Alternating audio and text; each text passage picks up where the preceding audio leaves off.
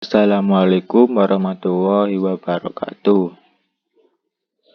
Saya di sini akan membahas materi threat atau ancaman yang berjudul baiting. Dan ada beberapa yang akan saya bahas di sini. Yang pertama yaitu tipe threat. Yang kedua, aset yang diserang. Yang ketiga, metodologi penyerangan. Yang keempat, ciri-ciri terserang.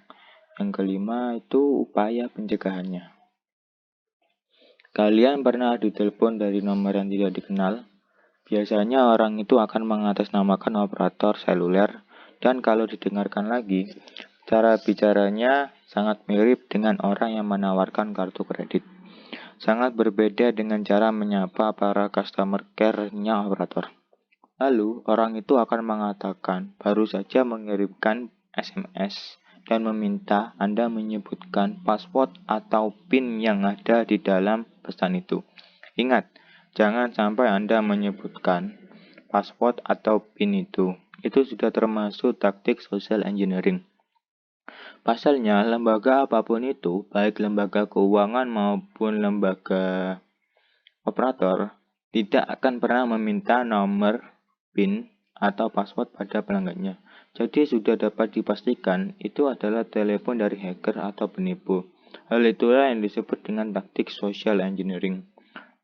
Sebuah teknik untuk mendapatkan informasi atau akses dengan cara memanipulasi korban secara halus tanpa korban sadari.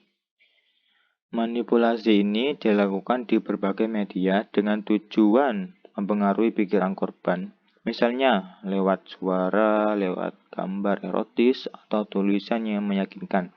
Sebenarnya, teknik ini tidak hanya dilakukan oleh penjahat atau kriminal, tapi polisi dan penegak hukum pun menggunakannya untuk memata-matai target operasi dan mendapatkan informasi tentang targetnya. Sebagai salah satu teknik interogasi, supaya kita tidak termakan tipuan di era digital ini, perlu juga mengetahui beberapa teknik social engineering yang sering dilakukan oleh para hacker atau penipu ini. Yang akan saya bahas ini yaitu berjudul baiting atau umpan. Ialah mirip dengan serangan phishing. Namun phishing ini metodenya menggunakan sebuah pesan elektronik atau pesan resmi dari suatu perusahaan. Namun yang membedakan dari social engineering yang lainnya adalah janji memberikan hadiah baik berupa barang atau uang untuk memikat korban. Baiters ini mungkin akan menawarkan pengguna atau target berupa musik gratis atau film yang dapat di-download. Jika korban mau memberitahu informasi rahasia ke situs tertentu, informasi rahasia dapat berupa username, password, atau nomor kredit. Serangan semacam ini tidak terbatas pada skema online saja. Penyerang juga dapat memanfaatkan keingintahuan manusia melalui penggunaan media fisik. Salah satunya, bentuk serangan ini bisa dalam bentuk pembagian flash disk gratis. Begitu flash disk ini dicolokkan ke USB di komputer, maka akan menginstal keylogger. Keylogger ini sebuah alat yang didesain untuk menangkap semua tombol yang ditekan pada sebuah komputer melalui sebuah perangkat lunak atau sebuah perangkat keras. Tipe threat di sini itu pasif, melakukan pemantauan atau perekaman data selama data ditransmisikan lewat fasilitas komunikasi. Tujuan penyerang ialah untuk mendapatkan informasi yang sedang dikirimkan.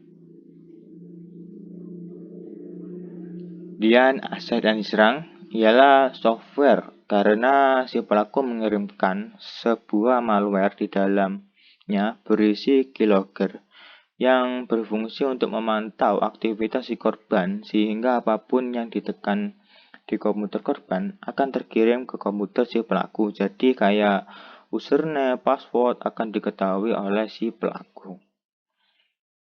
Kemudian metodologi penyerangan. Baiting ini memanfaatkan rasa ingin tahu dari korban. Hacker dapat membujuk korban agar membuka tautan berbahaya dengan iming-iming yang menawarkan pengguna unduhan musik atau film gratis.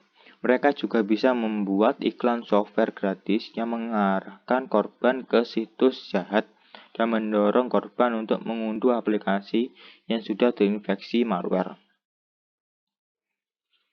Kemudian ciri-ciri terserang itu menggunakan metode baiting ini ialah contohnya si pelaku punya kartu ATM yang username sama passwordnya sudah diketahui oleh hacker dan otomatis si pelaku akan menguras isi saldo yang ada di kartu ATM tersebut dan si korban sadar kalau saldo ATM-nya terkuras habis.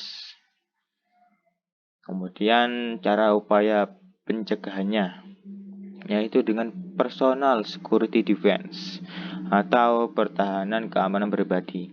Untuk mencegah serangan terhadap sistem komputer atau sistem network, selain password dan antivirus, yang harus diperhatikan lagi adalah semua file atau software yang terinstal pada komputer kita, termasuk OS. Update software adalah hal yang paling penting untuk dilakukan, termasuk update OS. Microsoft Windows mempunyai beberapa opsi untuk update, yaitu automatic, download, notify, dan turn off. Saya sarankan untuk memilih automatic saja. Patch pada operating dan software yang lainnya sangatlah penting untuk memperbaiki vulnerability yang ada pada software tersebut. Demikian juga untuk antivirus sebaiknya di-set automatic update. Update antivirus umumnya untuk mengupdate database ciri-ciri unik dari virus. Antivirus bekerja berdasarkan mencari ciri-ciri unik virus yang ada di file atau data yang masuk ataupun keluar dari sistem komputer.